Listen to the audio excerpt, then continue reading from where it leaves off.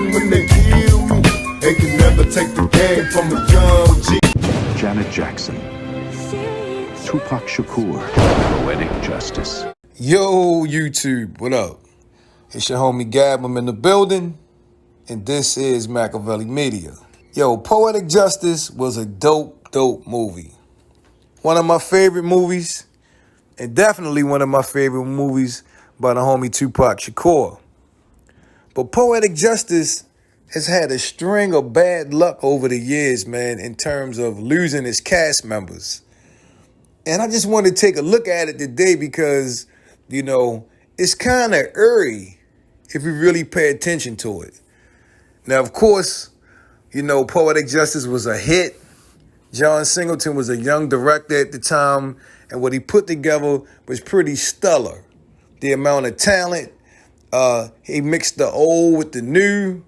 A pop superstar to be his lead actress, and Janet Jackson, and an up-and-coming rap phenom, and Tupac to be his male lead.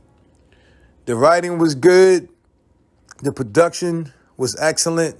The directing was top-notch.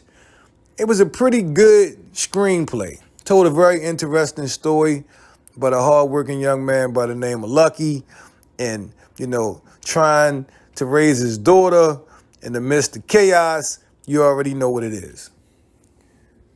Good movie. They even got some of the original poetry from Maya Angelou. Some of y'all might call her Maya Angelou, but it's really Angelou, but it's however you want to pronounce it.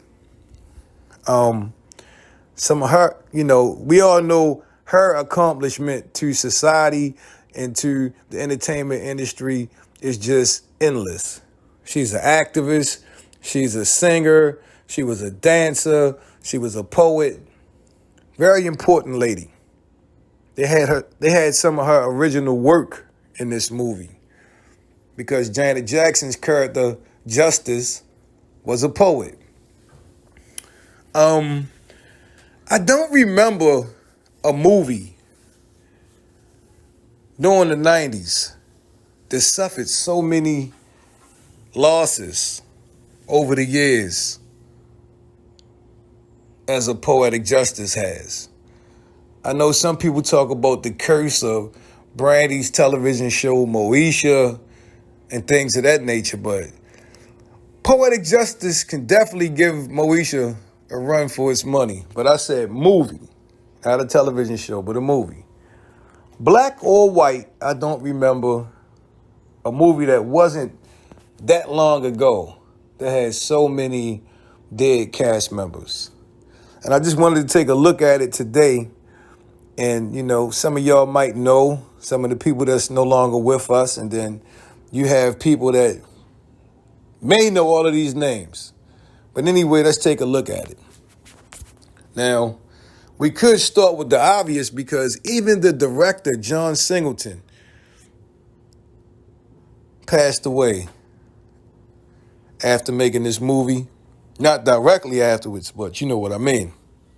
But anyway, if we start with Miss Maya Angelou, who passed away, we can go down to Lloyd Avery II, who played one of the thugs at the drive-thru, the smoked Q-tip, Janet's boyfriend at the time.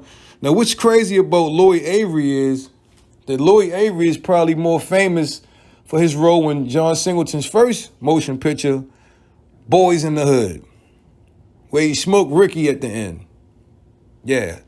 Well, anyway, shit, he lost his life himself. You know, come to find out, yeah, he wanted to be an actor. Yeah, he was in movies, but he was a real street cat. And he was doing a bit and got bunked with a crazy cellmate who would go on to take his life. So Lloyd Avery is out of here. Lloyd Avery II, rest in peace. Rico Bruno, hope I said his name right. He passed away. He had been in a couple movies, and, you know, over the years, he got sick and died. That's two right there. If you count Maya Angelou or Maya Angelou, that's three. D. Dirk Gobberts. They call him D. Dirk, DD. Now, he was also in Boys in the Hood. You know, he was one of Ice Cube's homeboys, Doughboy's homeboys. Had the pacifier in his mouth. He got murdered out in L.A. somewhere, sitting in his car. He died young, too. I think he was like, how old was he? He was 22 years old. Gone. That's pitiful. Let's go back to the cast, though. Let's keep it moving. Mr. Ricky Hurst.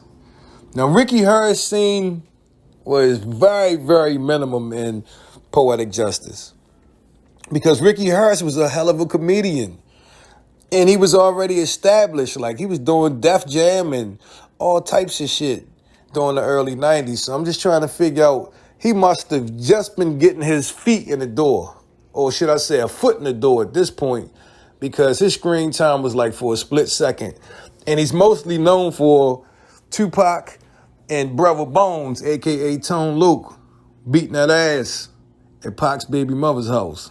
Yeah, they jumped on him real good, too. He stole Pac. He bombed on Pac. And after that, it was all bad for old boy. But yeah, Ricky Hurst, man, he was in here.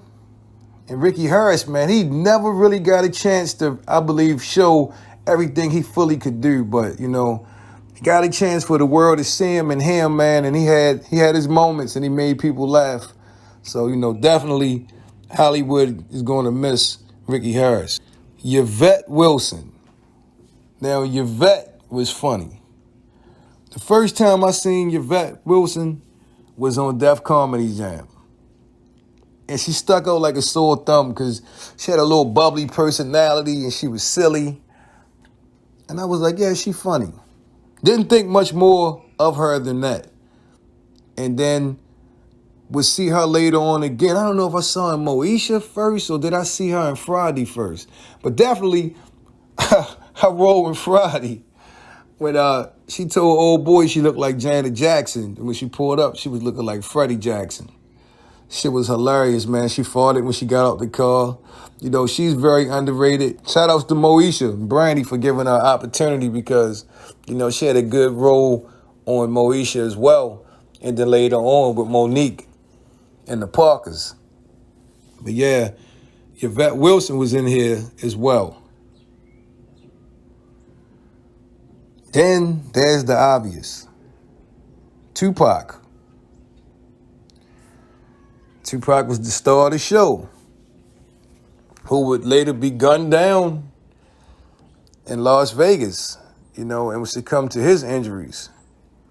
But, you know, his relationship with John Singleton, man, John Singleton said every role he wrote, like the last 5 movies after Poetic Justice, he wrote with Tupac in mind. From Baby Boy to Rosewood, and everything in between. Higher Learning, he wanted Tupac to be his lead dude in all of his movies. Tupac got into some legal trouble, and for whatever reason, him and John Singleton stopped rocking with each other, and it is what it is. But definitely gave Pac a shot to be his lead in this movie, and Tupac did a hell of a job, but unfortunately, Tupac's name is on this list as well. And then you have the director himself, Mr. John Singleton.